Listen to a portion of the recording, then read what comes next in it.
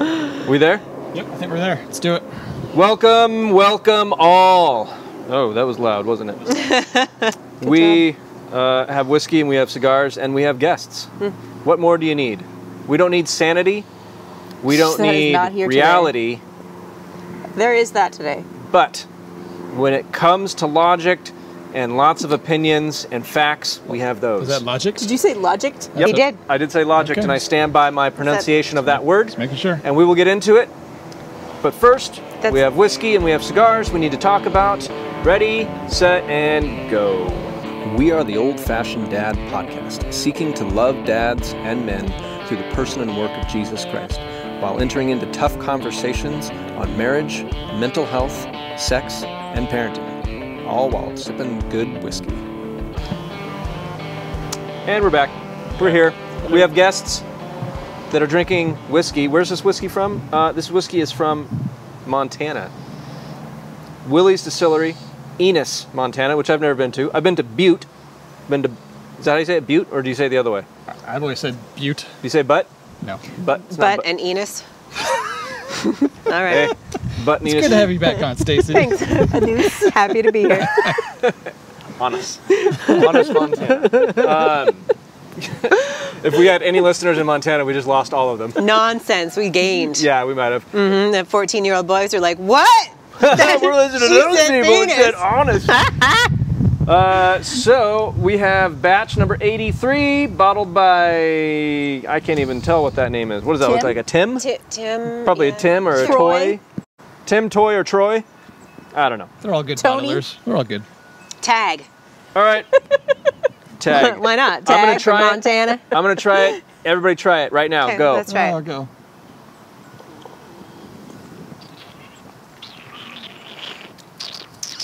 Make me a cheap date. It's young. Is it? It tastes like burning. Back of the throat. Burns.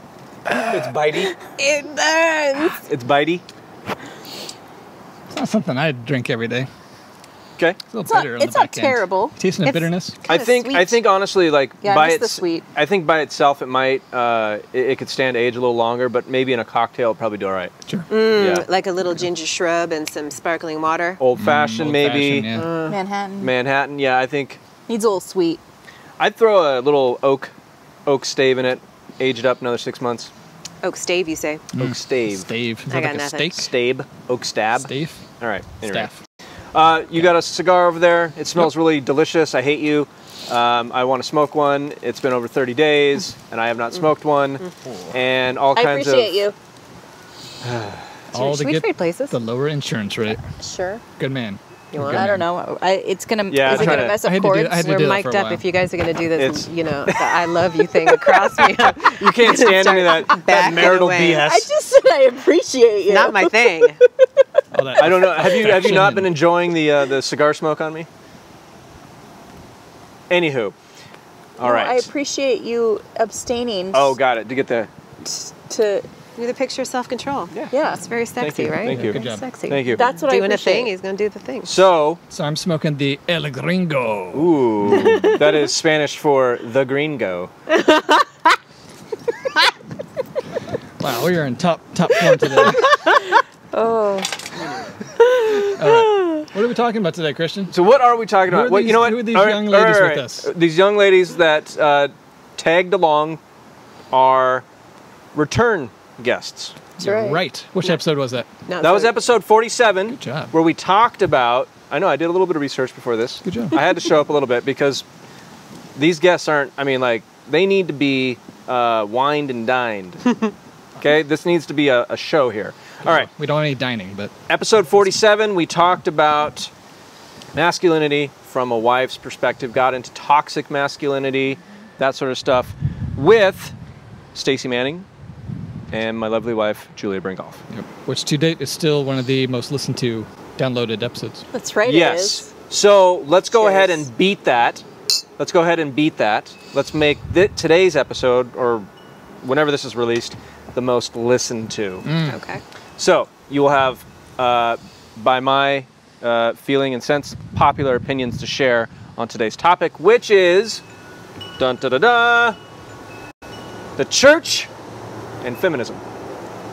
Boom. Feminism. Feminism. You know what? Okay, so I'm going to say this on the outset. We are not doing a deep dive into feminism.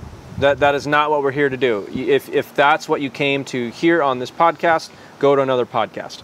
Or go Google it. Or go listen to or read any about billion other sources that are out there. All right?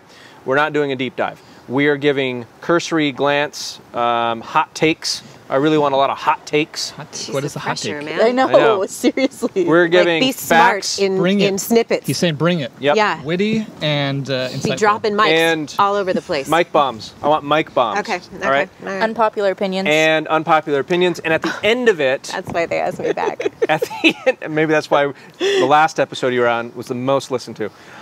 People like him. Like, check out this crazy woman. Crazy, She's right? saying some I know. insane stuff. And at the end of it, we're going to glorify Christ. Let's the do goal. that. That's right. We're going to try to Unpopular do opinions. that the whole time. The entire time. Okay. So, I did bring some questions along just to kind of help rein things in case they go off the beaten path. And for all our listeners and viewers, we just got our first kind of real rain in the last 90 days. Yeah. I don't even know if this is real rain. I don't know. It doesn't count yet. I'm enjoying it because I forgot it's what constant rain feels like. at this point in time. What's constant? The rain. It's like coming down at a steady pace. I think this is called a shower. It's Technically. a sprinkle. I don't know. It's a sprinkle. A drizzle, maybe? I was in a shower A earlier before the drizzle. podcast, and it felt very different. I just got back from Dallas, and it rains there a lot. Okay. I mean, not like a lot, like heavy. Like if it rains, it's like torrential downpour, thunderstorm, and it's gone. All right, everybody shut Okay. up. I'm sorry. We've got like the Eskimo amount of cut it out. words Kristen, for snow. You have a question? Sir? Are you getting the brownie fingers? Is this a podcast about rain, or what is this? Okay, You okay. served me bourbon whiskey I at know. 3:30. We all better not be doing anything after this. Okay, first question out of the gate, and maybe this will be the thing that frames up and goes the whole distance here. Is feminism a good thing? Woo! Well, I mean, No, I don't want to define it. but you have to No. because people mean different things. No, Yes. Okay. Okay, let's talk to the women. So the way the Guys question, are not allowed to so speak the way about the this. questions are worded, we'll eventually get into kinds Okay, of definitions and okay. stuff like that. I'll but shut this up. is where the hot takes happen. I got you. I'll Is shut up. feminism a good thing? Gotcha. Does a good thing need 4 iterations?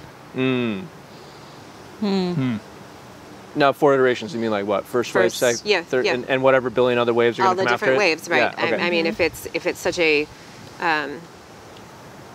truth dense concept, you know, that brought light to something that was so evident and obvious, do we need to be redefining it over and again Right. for each generation? That's a good point. Rain, I thank like you. that. And Thank you know what? you. I'm going to take my sunglasses off too. Yeah, the rain really. I know, puts it's a really good little news. thing on it. Is feminism a good thing? Okay, so you're making the point of like, if it's such a good thing, why is there 4 iterations of it? Yeah, why does Right. it have to be Yeah. reinvented for each It's generation? like a movie. Just each generation after, each version. They're just updating Gets it worse. and gets worse. Yeah. Yeah. Except for Toy Story. Yeah. Those were still good, but It's not satisfying. It's not Furious. quite. It didn't quite nail the trouble Yeah. that we were seeing. So Okay. we didn't quite nail it the right way. We didn't nail it the So- right way. Got it. Yeah. I've been struggling to frame up like how I wanted to approach this all day. I've been struggling. She brought a notepad I did bring a notepad. with notes she's on it. prepared with have words on it. That's my wife. I love her. Okay, so there's something that's been like weighing super heavy on me all week, and it has nothing to do with feminism, but at the same time, it has everything to do with the start of the feminist movement, right? Okay. And that's like the fundamental inherent need for freedom, right? And so And through- where do you drop the pin on where the movement for feminism began? So I think it started really heavily with the suffrage movement, Agreed. right? And Okay. so women were fighting. They were using their acts of rebellion and violence in ways that they could to gain something that I think was important, which was the right to vote, the right to own land and property, and the right to work. right.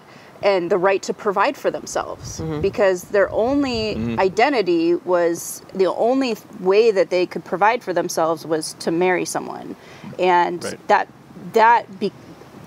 pushed them into being a commodity instead of, I mean, property. I think that, instead of, like, so it's this movement of, like, needing identity and needing to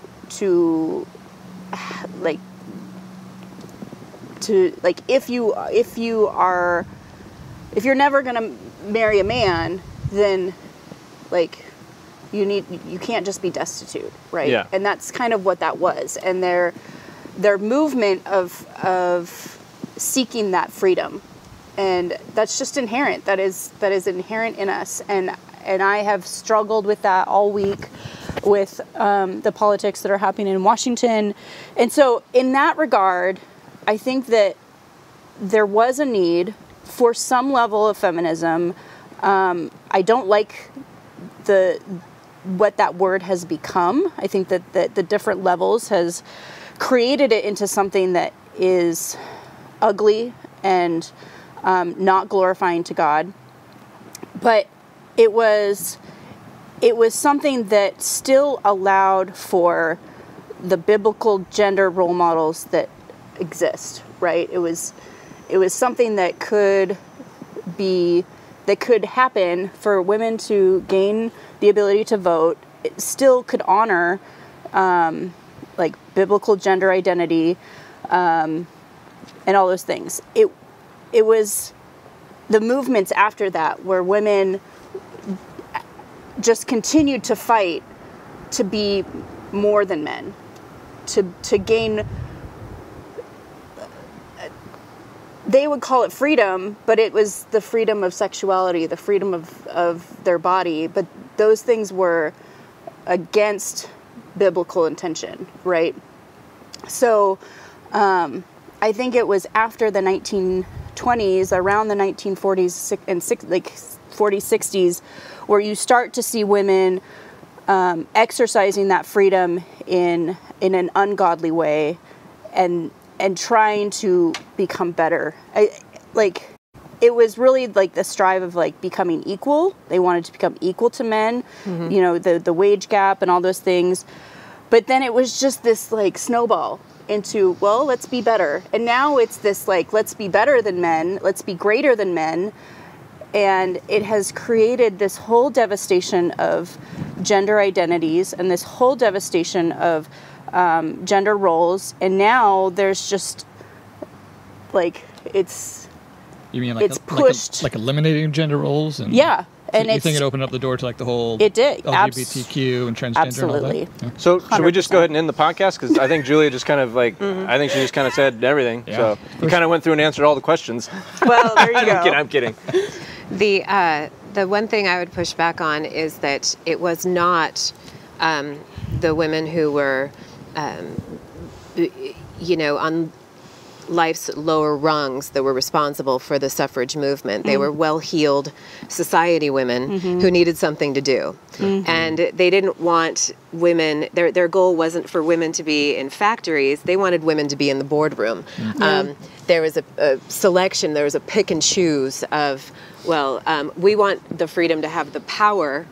What we don't want is the freedom to go fight fires and die. You know, it's very selective. So from the get-go, there was intellectual dishonesty, I think, about what the drive for suffrage and feminism actually turned out to be. They weren't fighting to be the garbage men, you know. Yeah. They were fighting for the glamorous things. Yeah. And these were, wealthy women who had probably too much time on their hands. But it was a lot of the lower class women who ended up fighting in the streets. You bet. It's the inception was a little dishonest, is what I'm saying. Right. Or maybe it was a little. It had its blind spots, And whereas women surely should vote, it saddens me that the country's turn to the left began when women got the vote, because inevitably that's a hot take. Let's hear that again. I I need to hear that loud, proud, and slow. When women were granted the right to vote is the moment you can drop a pin where the country started to turn left. Why do you think that is? Because women seek security, and they are not the risk-taker sex, generally. And when you can, vote money out of one person's pocket to pay another, or you can rely on someone outside of your husband, because men were obviously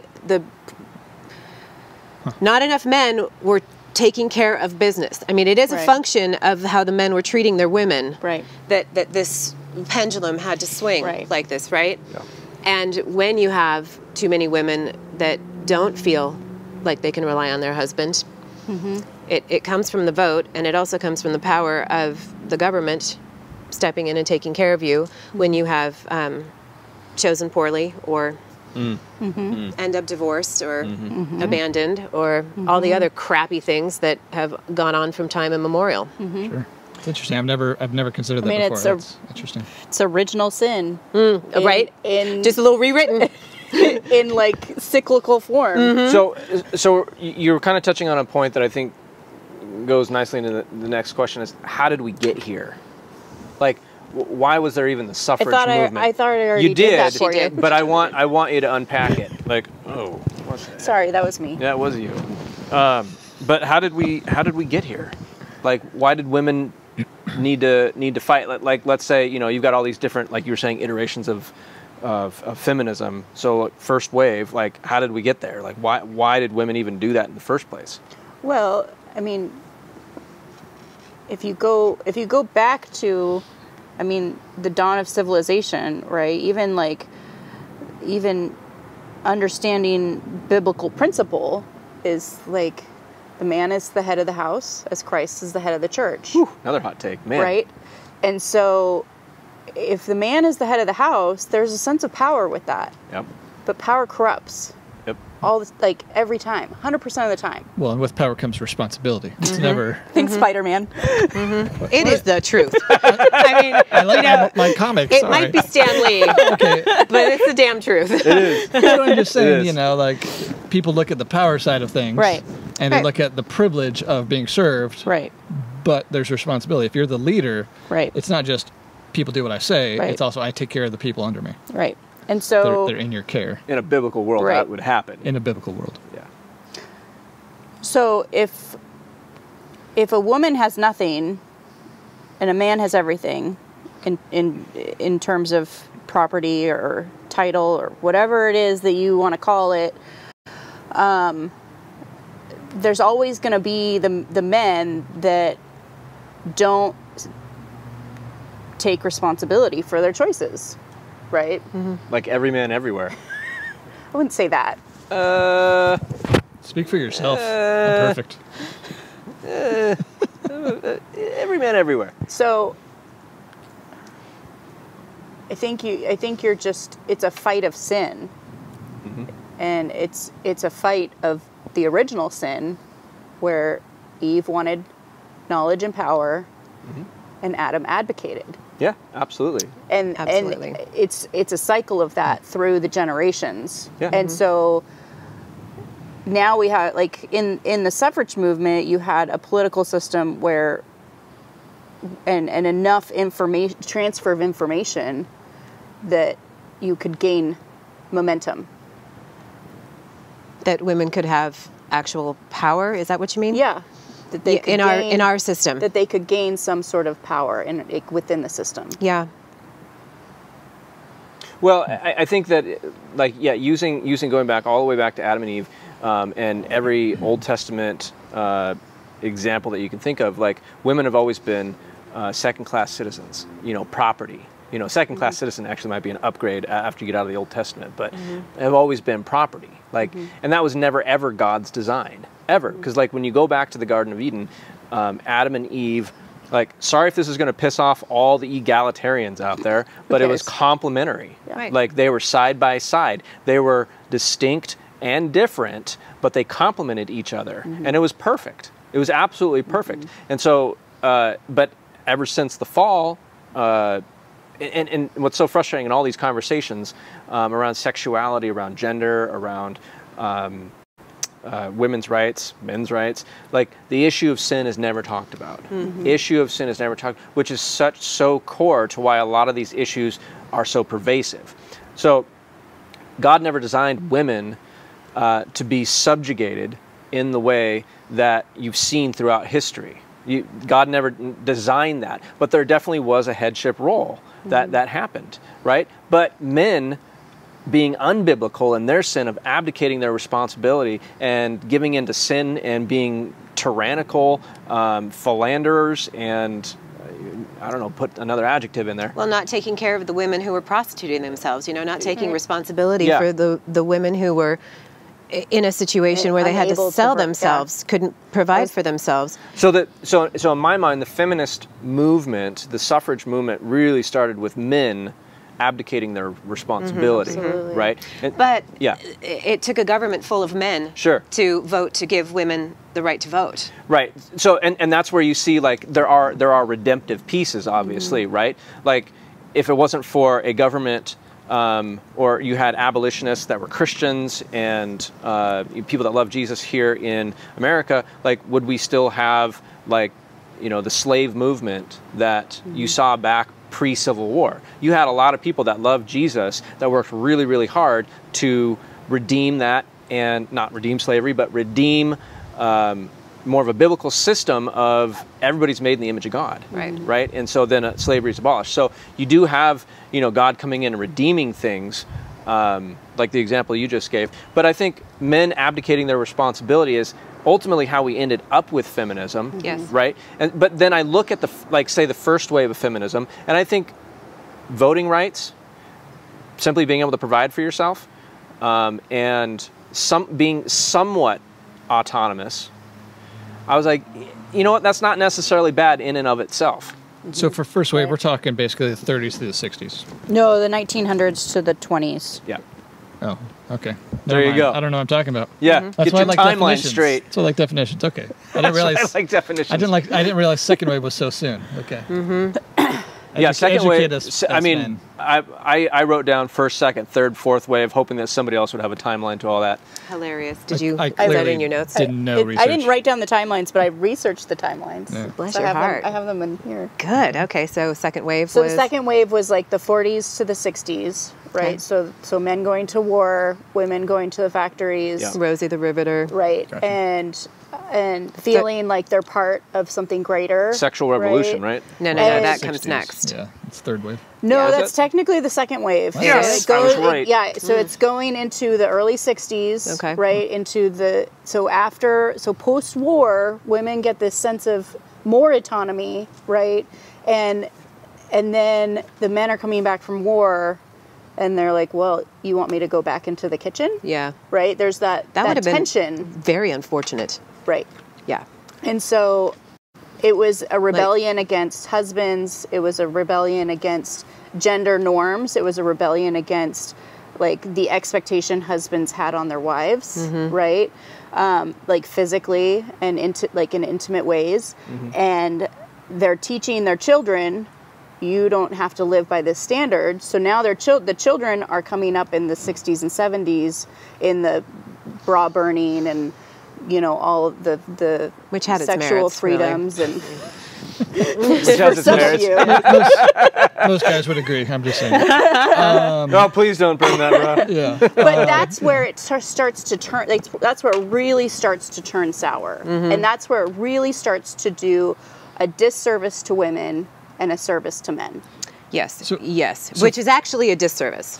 I mean, truth be told, Yeah. you know, you live on porn in your basement, you know only masturbation, you've never been on a real date. Yeah. I mean, what's the statistics? 50% of kids graduating from high school have never been on a date. I'm sure that's higher. I heard that this morning. No, okay. Well, then that's accurate. So my Right, it was on the interwebs. Yeah, there we go. The interwebs. Yeah. It's a thing. Christian, you look like you want to say something. Say it. well, I've got lots of questions because I don't know much about this topic. My question is for context. I mean, obviously we weren't alive during that time, but in what you've researched, Speak for yourself. was the How old are I you? was alive in spirit. Was that widespread as far as, that mentality in the culture, or is that just kind of a select group? Hippie culture was super small. Yeah. I mean, it has been made into, Right, it has been like pivotal aspect of our culture. what's the word? Retconned But it was- into the whole Sure. 60s, the everyone in free the love. 60s Right, was but it was It was culturally very small. iconic. Sure. Yeah, It created this stake in the cultural, definitely. right? And so, Sure. And That- we've been that fed was- it over and again. That and was the small counterculture rebellion of Right. the time. Yes. It wasn't widespread. But, I But mean, obviously the influence has become widespread. our perception of it is... but that's when media started to be on television. Sure. I mean, like the movement of information and how stories were told. Yes. Started to change in really drastic ways, and so now things could be curated. Yes. In how that story could be And many of those narrated. people, I mean, it happened in California, right? And conveniently located near Hollywood. Those people derive the culture with their pictures and stories, and it was all happening right then and there. Right. Which pictures and video are much more emotive than Yeah. text, so it's much easier to manipulate people via Yep. that medium versus print text or Right. words or books or newspaper. Shiny things. Yeah. Well, and it's still the case today. I mean. Yes. Yeah. Question. I mean, we're all over the board, but I think we're making great headway. We are You're all doing over the this. board. I don't think We're not all yourself. over the board. We're not all over the board. It's very linear. I appreciate it. So, so we're getting into the first, second, third, fourth, 90th wave of feminism. What at the core is feminism trying to communicate?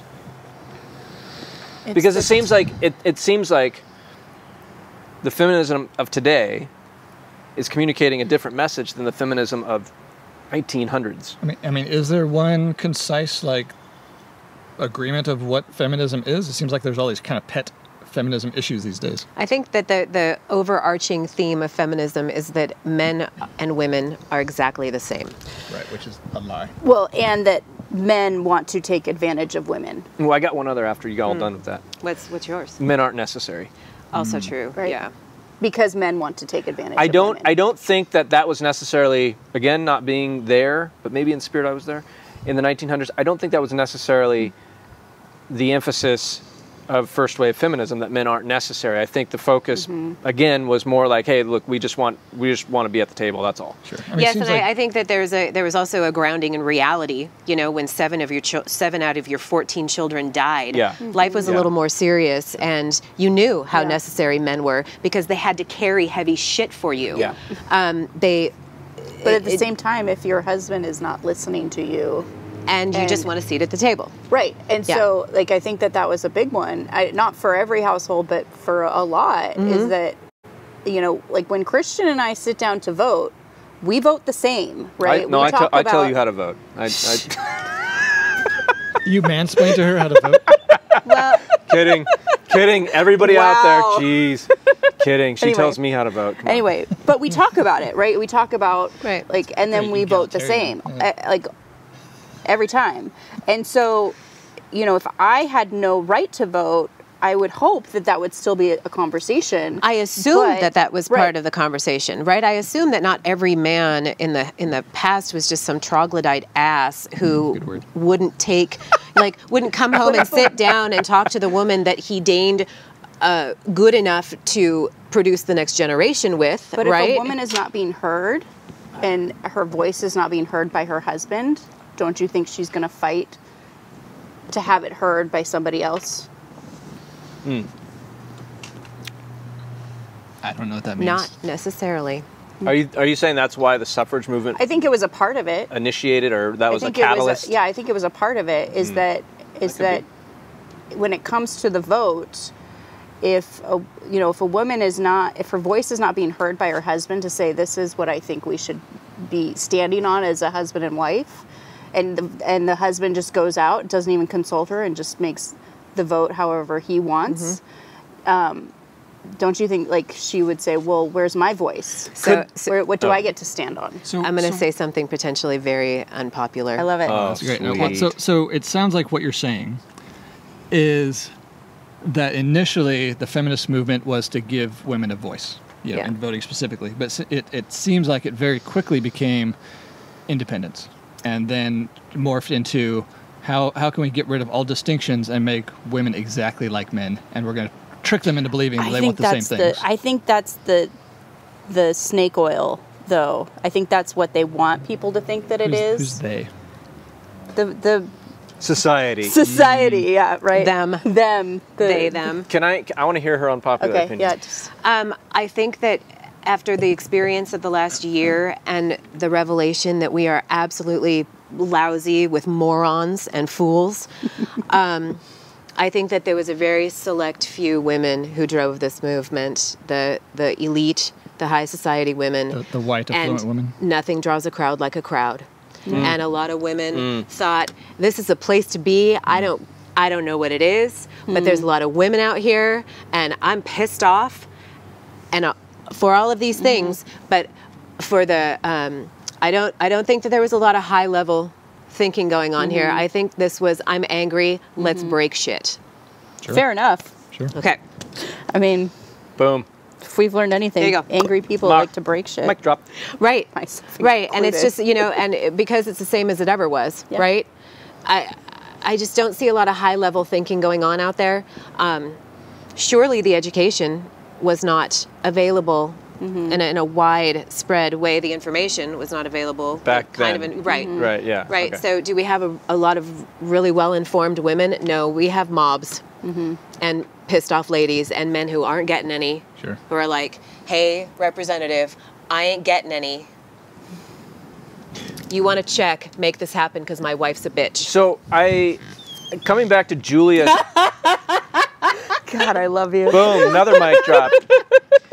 Coming back to Send us all your hate mail. What's your email address? Right?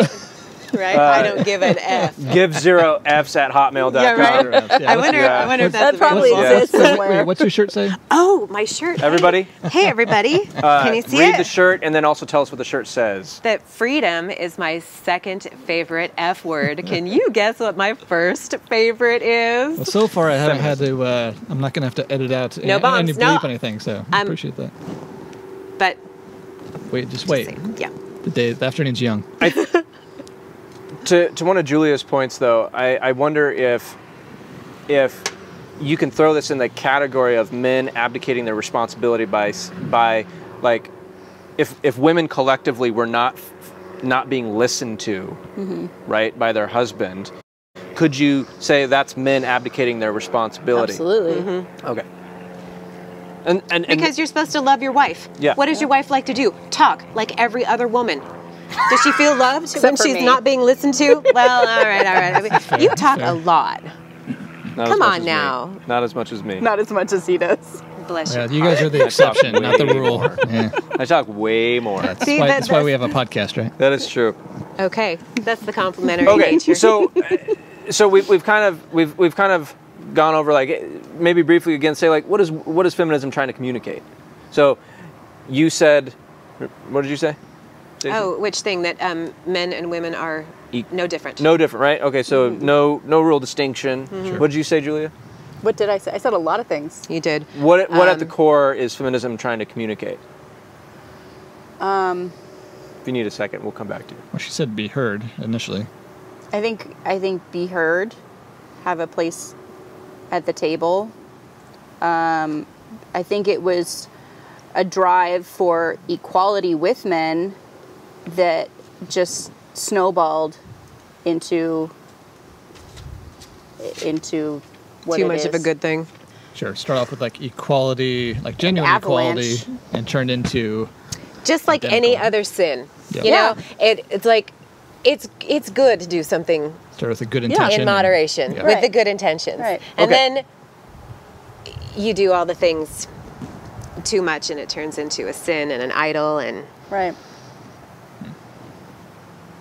Say that last point again. I like that. That's worth repeating. that just like every other good thing that God gives us can be turned into a sinful behavior. Yes, that. The sex is wonderful, sex is great, sex can become a problem. Food, wonderful, great, food can become a problem. Alcohol, wonderful, great, can become a problem. Not for us though.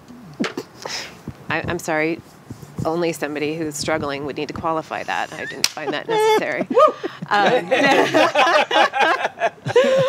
Cheers to you, Christian. Cheers. That, yes, of course, women needed a seat at the table. Then they got up and started dancing on it. Yeah. Like Coyote Uglied it? Yeah. Yes. With their bras With their off. bras burned and wasting good, valuable textiles. And that is the point when feminism started serving men.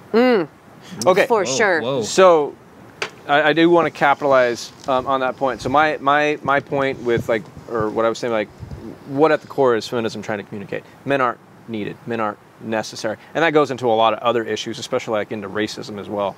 But topic for another time. So I want to hear your point. Do you remember what you just said? So that's the point when feminism started to serve men. Yeah, Okay. for sure. Hold on to that for a second. Okay. Now, I want to trigger you all with this word, rights. Rights. Yeah, Women's rights. triggered. Men's rights. Workers' rights. Rights. I want to trigger you with Sounds that. like entitlement. Okay. Sounds like. But we hear that. We hear that. a These are God my thing turned rights, into right? a We human hear that thing. all day, all damn day. Sure. Now, okay. If you disagree with feminism, let's say modern day feminism, whatever, or just feminism as a whole, if you disagree with feminism, are you then against women's rights? Well, you clearly hate women. So, okay, here's the thing with rights. Okay, please break it down for me. Okay, so if you want to talk about it's your right, right? Uh-huh. And I'm going to go to the Constitution. We have constitutional rights. Okay, I'll go with that.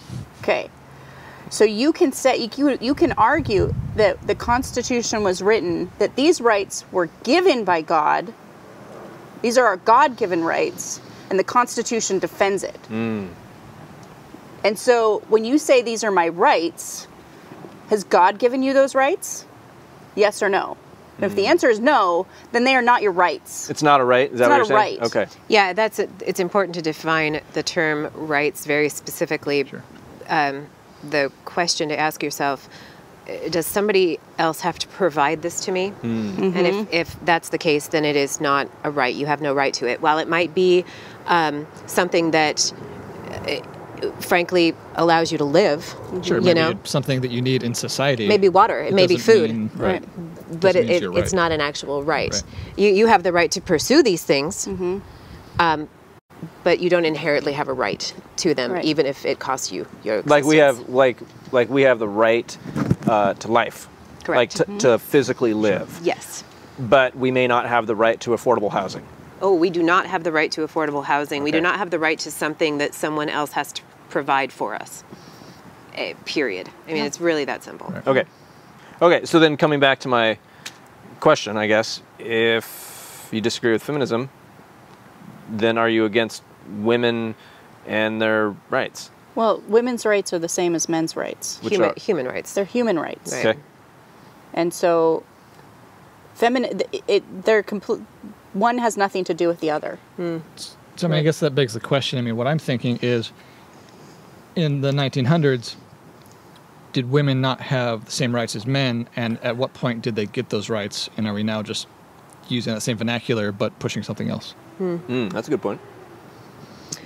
Well, does somebody have to provide the right for you to vote? I guess they do. So is that a function of our system? The system needed to be changed for that to happen? Or did we look at men and women as a cohesive unit?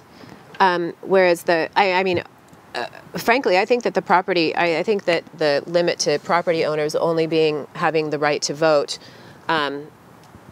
was very good I think that makes a lot of sense. and essential, you right? You have to have an interest in the area you live in order to have a right to have a say in what happens. You've got to it. skin in the game. I should not be able to vote as a taker, Yeah. money out of makers' pockets, and the one vote per household, say, because let's say we're even talking about like a household that's wealthy and servants, and there are people dependent on this household. Not everybody was a jerk, right? So that man, who is the kind of guy who's going to take responsibility for the power that he has, is going to consider the well-being of everyone in his charge, right? Everybody is depending on this man to do the right thing. You know, I've always thought that, yes, it's hard to go home and tell your family that you lost your job. And it's also hard for the boss to go home knowing that he sent 50 men home to say, I lost my job. That's heavy. Now, going back to the idea of the cohesive complementary nature of men and women, one vote for the property assumes to me that a man is going to consult the wife. They are the picture of, well, frankly, God, the church, because of the complementary nature, right? So the good man is definitely consulting the wife and has everybody's best interest in mind. So, Stacy, are you saying that women shouldn't have the right to vote because the household should, theoretically, the man who has the right to vote should be taking everyone into consideration? I think that if I were in charge, I would change the right to vote immediately to people with skin in the game, like today, right now. Back then, I was more referring to, like, it just came to me how the right for just property owners to vote, more property owners, oh boy, does acknowledge the biblical relationship of men and women, right, for the household, the well-being of the children, right, and all the things that that represents. Answering your question, I think going back to property owners or simply producers, you know, taxpayers, employed business owners, people that are actually participating in the economy. Yes, sir. Oh, sorry. I know it wasn't like half moon there. Are you stretching? What's going on there? A question. So I think when I was originally thinking about writing this question, I think I was, it's becoming a little clearer why I was even thinking about this. So nowadays, it seems like, however this goes together, if you say you're not for feminism, like you don't agree with feminism, then you're against women. Just overall, you're just against women, right? Because I've met a handful of dudes that call themselves feminists, and I'm just like, they're what? The grossest of the gross. I was like, what? But male feminists, The Trudeau's of Feminists. the world. not sexy. Feminists. Feminists. Yeah, right. But here's the thing, like, especially up here in the dark corner of the world, is The that darkest corner of the world. Northwest. exactly is that men have been beaten by saying, like, if you don't agree with feminism, you hate women. Like, that's what men are communicating. That's what they're being every told. left-wing social issue. That's That's because what You every don't identify classroom, with every these and that's because classism women are issues. shrill and cannot sit down generally and have a unemotional, fact-based conversation. And so you poor men, you just want to make us happy. Stop yelling at me. Just please stop yelling at me. So again we're doing the thing that Adam did. Oh, okay, fine. You want to eat the apple? Exactly. whatever you want, honey. Exactly, because it's such a double-edged sword. I mean, you want to please us. You are driven to please us. You'll die for us. Clearly. We get all emotional, and nothing disarms, or not even disarms, nothing derails a conversation with my husband like blathering Some and tears? blubbering. A couple of tears? A little ugly cry. That's a great way to get someone off of their convictions to, like, fine, Yes. Just stop. Fine, make it stop. It's like a little baby in the back seat. Just pull over.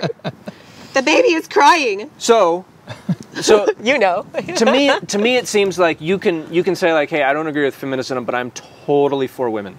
Right. I am You bet. absolutely for women, but from a biblical stance. Just like you can absolutely reject chauvinism, right, and any of that toxic masculinity crap, and still be for men. Well, for lack of a better term. Okay. This is for lack of a better term. Okay. You know, Christ was the original feminist. You bet. For lack of a better term. You bet.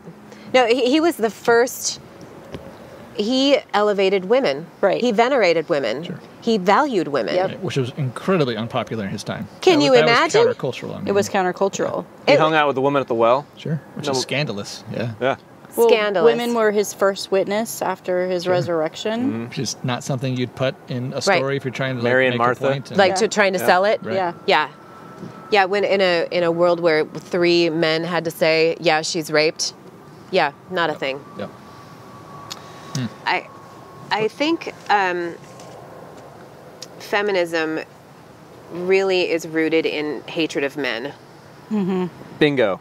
Yeah. That is Is that what you were fishing for the whole time? no, but I think what that the really questions are that all really leading knocks the ball out of the park. I mean, there's all this academic speak when it comes to feminism. There's all this like, no, this is what we're trying to do. No, this is where we're going. Blah blah blah blah. But really, at the end of it, it's like, no, we hate men. Yeah. Yeah, we're jealous. We hate men. That's what it is. We reject our role in God's design for men and women. And maybe there's some justification for rejecting it because men have abdicated their responsibility to us. But it's no different. I mean, it really is just another iteration of Eve wanting power, women wanting the power, and men struggling to keep it. 100%. So, we haven't even really talked about the church yet. We've covered some major areas here in feminism. So, what do the old questions say? Oh my! Oh my gosh! We're on the downfold. Right? We are. Okay. We're on the downfold. Is feminism another or a pseudo gospel? So, I mean, to rephrase your question, can you be a Christian and also a feminist? Is that what you're saying? Are they antithetical, or can they be? No, combined? I don't. That is a good question, and maybe we should explore that. But when I think pseudo gospel, so you have gospel of Christ, which you say like, hey, you guys are all sinners. I have to die for you to provide salvation. Like, and this is the way that this model is the way that the world is going to be saved and cleansed, and justice, mercy, and love is going to come through, right? Like that's what the gospel communicates. But then you got pseudo gospels that say, yeah, all right, that's fine, but here's the real salvation. It's Jesus plus. Even if Jesus is a factor in it, I don't even. But like, is feminism a pseudo gospel? Sure. As pseudo as leftism is, it's definitely a doctrine. It's I think it's the dogma. gateway to leftism in the church. Definitely. I think It's a gateway idea. Yeah. Yeah, I for one can't stand the idea of a female leader of a church. I think that a woman at the helm means certain death for a church. I don't see men ever really coming to Christ with a woman leader. As a wife who's got an unbelieving spouse, to have another woman lead him or be a party to his coming to God really encroaches on my territory. It's problematic, as the kids would say these days. That encroaches on my territory and my job given to me by God. That's not to say that men and women can't lead together. Like a married couple, and in many of the more successful churches, in at least my purview, men and women are doing the work together, whether they acknowledge that they're both pastors or they simply behave in that way without actually saying the words. They're definitely ministering together, and they have almost equal responsibility for that, but it just shows up in different roles. The woman will be the driving force in the marital counseling aspect. The husband, the lead, the pastor, he's going to be, a little bit more on the disciplinary. He's going to be the one preaching every Sunday. And maybe she'll get invited up to, preach, which is really preaching. But it just is conveniently his wife up there to have a little conversation about the thing. So I might be blathering on here a little bit, but the feminism, in the ways that we've talked about it here, is death for a church. And I guarantee, I don't know, because I've never been, because I find the whole idea appalling. To walk into a church that was being led by a woman, I guarantee you would only see emasculated boys and women. And in the latest... I'm not going to find a husband there, is what I'm saying. I don't think either... Well, maybe... I know Christian does listen to the Just Thinking podcast, but they just released an episode called Did God Really Say? Really addressing this issue of women pastors in the pulpit and whatnot, and really going back to original sin. Anyway, great episode. For all our listeners and viewers, go listen and watch. Would you put it down on the... Yes, we'll put it down in the notes. Put it down. Just Thinking podcast, and go Just check think. that episode out. I'm getting on board. Christian will do it. I'm not doing the Christian. that. I ain't doing that. So, why do you think the church has kind of given in to feminism, capitulated, acquiesced to feminism? Partly culture tells them that they have to.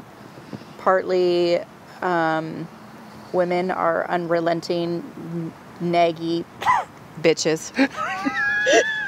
Well, we're going to have to put the bleeps in there. Insufferable snitches. Absolutely. Just relentless rags. You heard it from the source, people.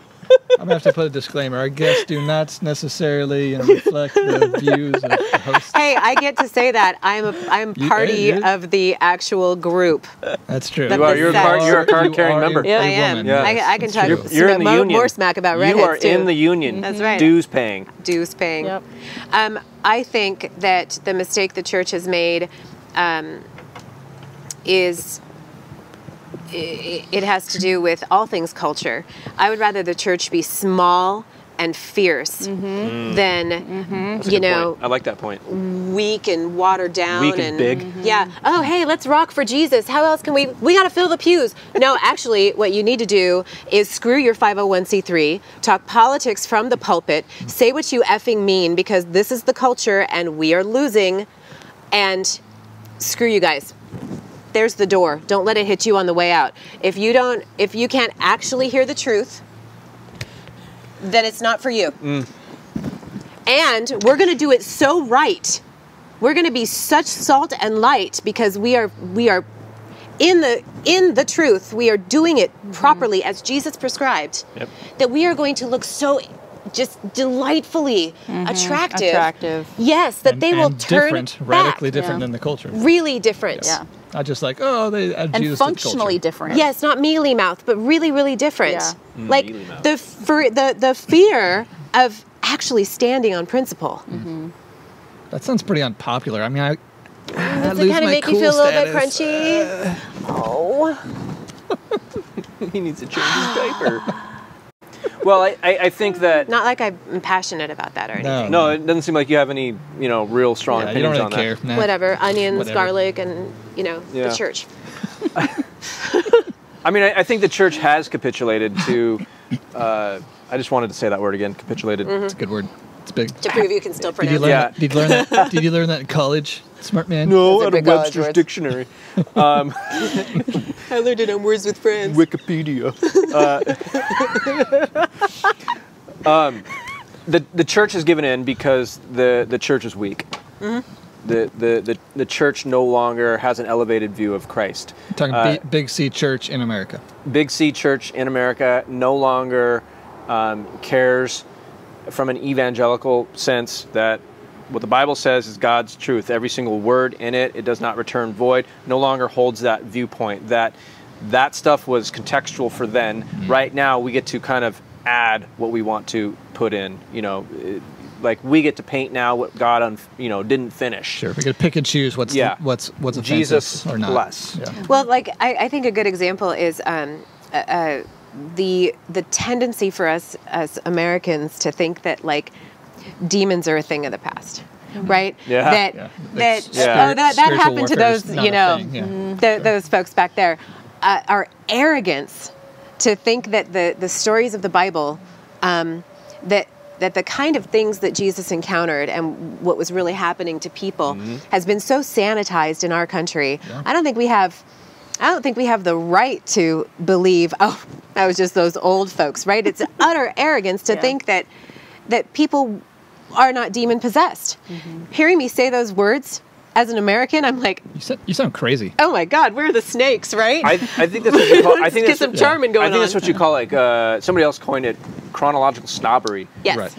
Yes. Where we think that we're so evolved that we're whatever better, the previous generation we know more than previous generations. Exactly. Yeah. Ignoring that humanity is humanity, and humanity which is so weird because, or just stupid because in 50 years that generation's going to look back on us and go, the hell were you guys and they're going to be like, how many millions of babies did you kill in the womb? That's atrocious. That's like Hitler's Germany. That's crazy. Exactly. You exterminated Black Americans. My God, the truth of, if you're willing to acknowledge that, yeah, actually, I guess demon possession would still be a thing, because why would it not be? On the flip side of that, you also have to acknowledge that there's hell. Yeah. And we're talking about eternal salvation. Sure.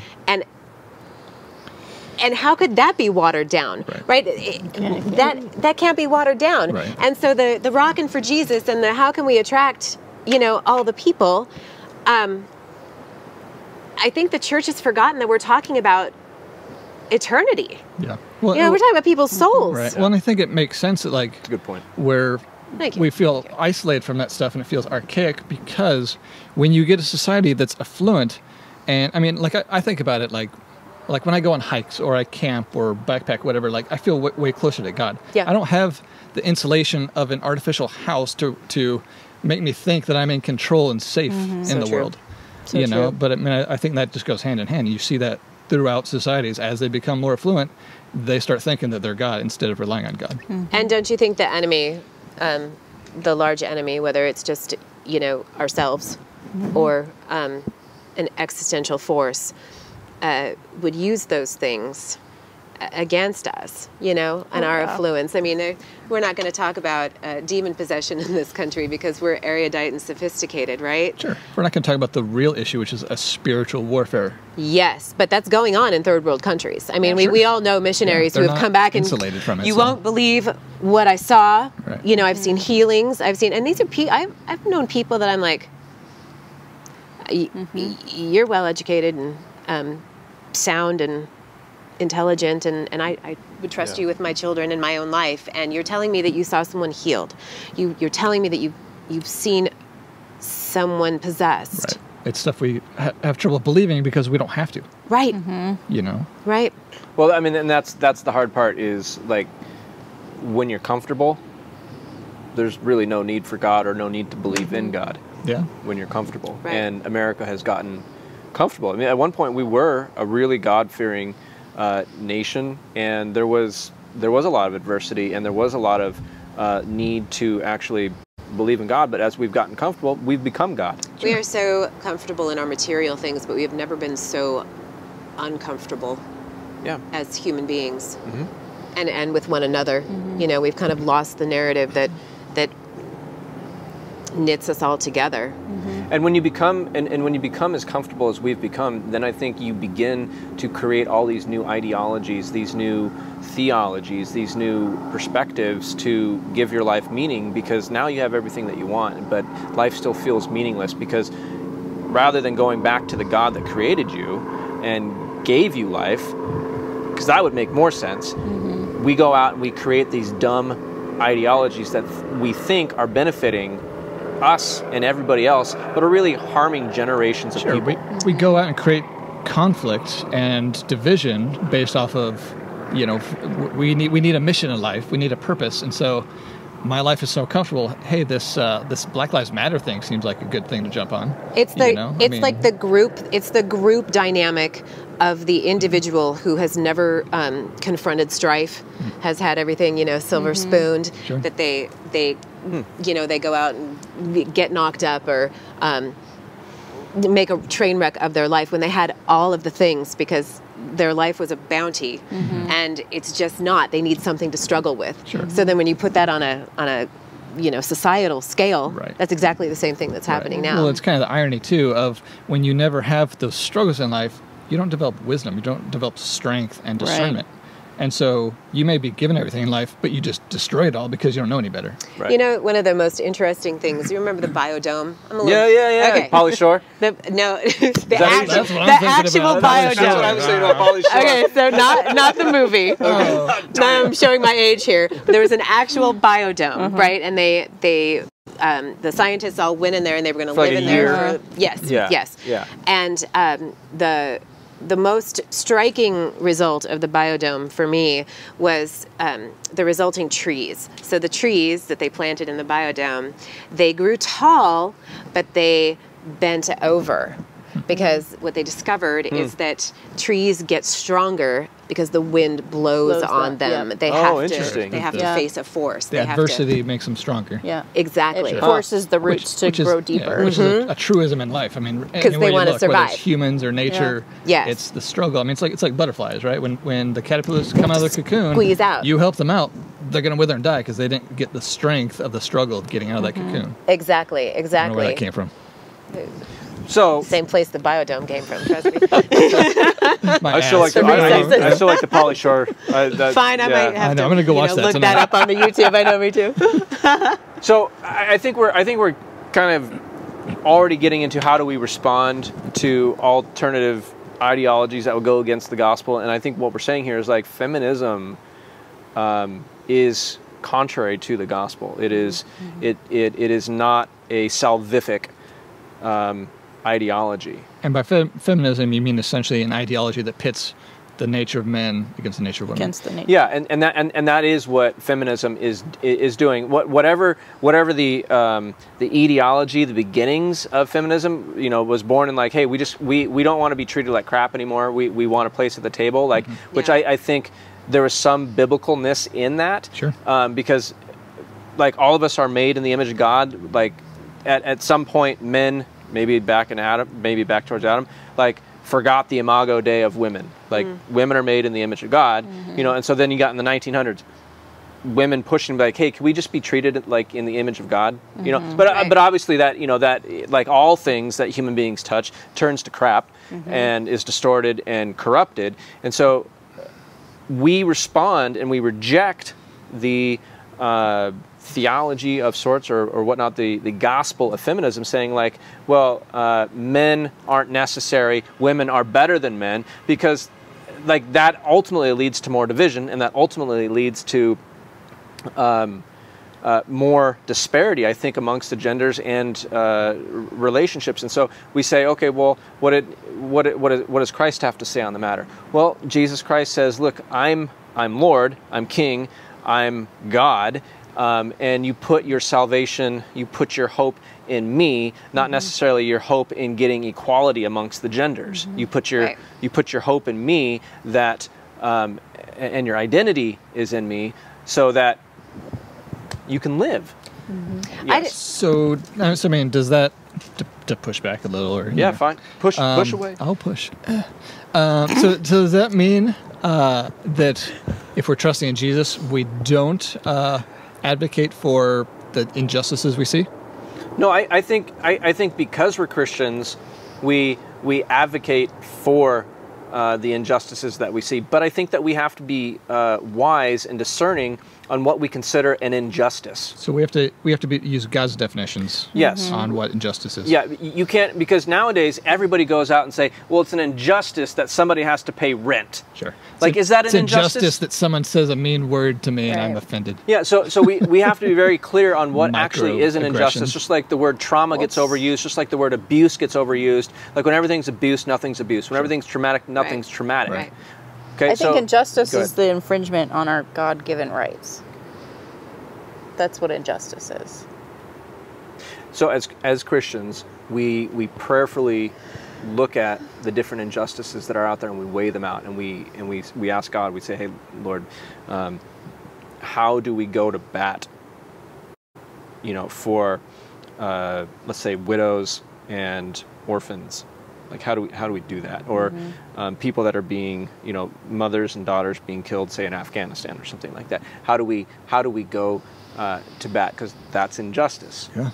And we see throughout the entirety of the Old Testament and New Testament, God has a heart for people, and specifically widows and orphans. And we need to care about the things that God cares about. We absolutely have to care about the things that God cares. And if you're a Christian and you don't care, if you call yourself a Christian and you do not care about the things that God cares, are you a Christian? No, I'm willing to say no. Christian in name. Right. I'm Christian in name. Me too. Hey, how'd that happen? God, you guys are so clever. And that's really global, and it's right and proper. And also, the dance between men and women is what makes this world fun and interesting. What a bore it would be to have only chicks around, right? We're gender neutral people. It's the nature, really learning about like the two halves of God, which is what men and women represent. Sure. Men are wholly different from women, and it's fascinating.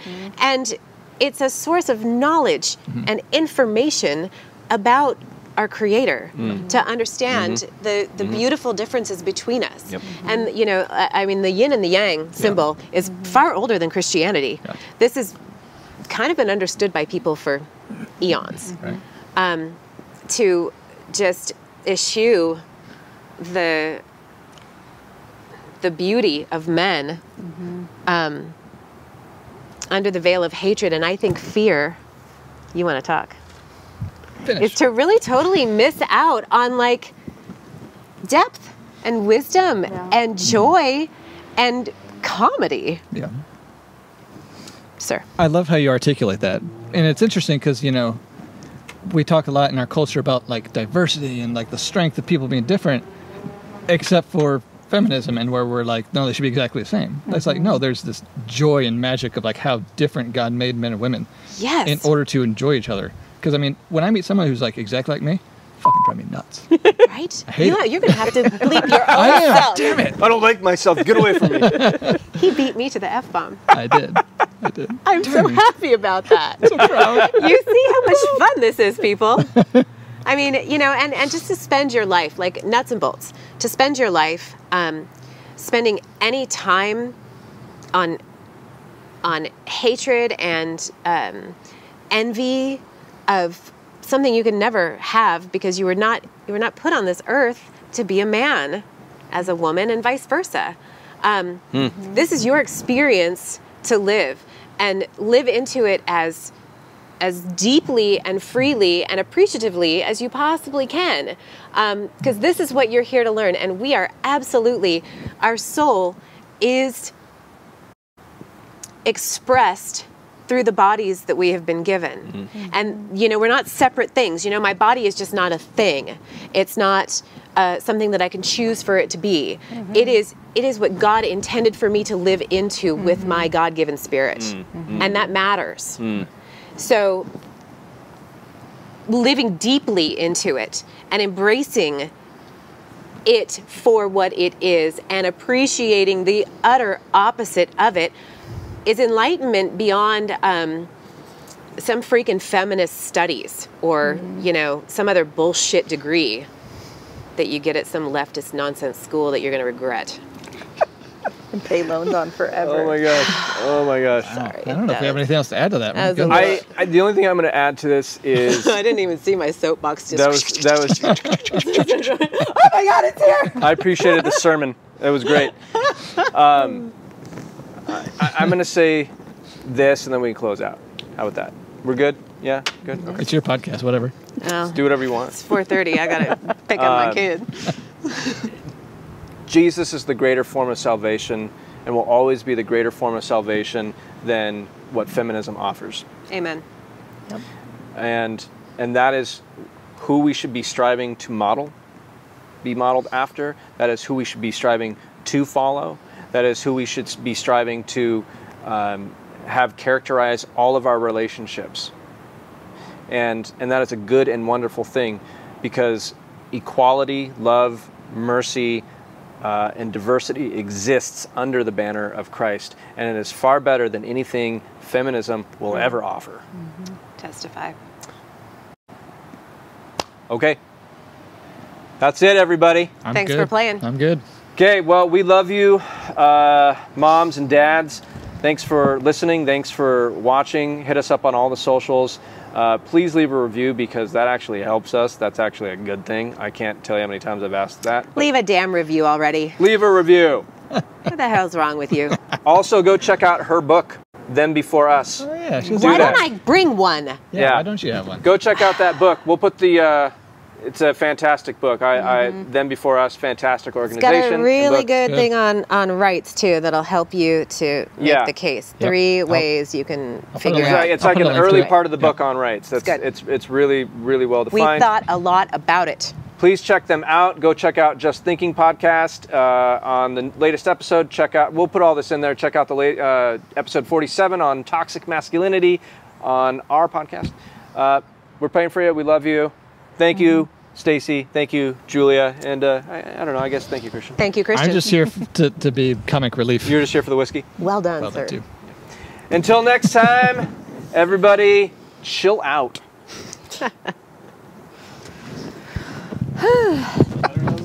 Oh, goodness. Okay, I think that might have been the best one yet. Think so? That was good.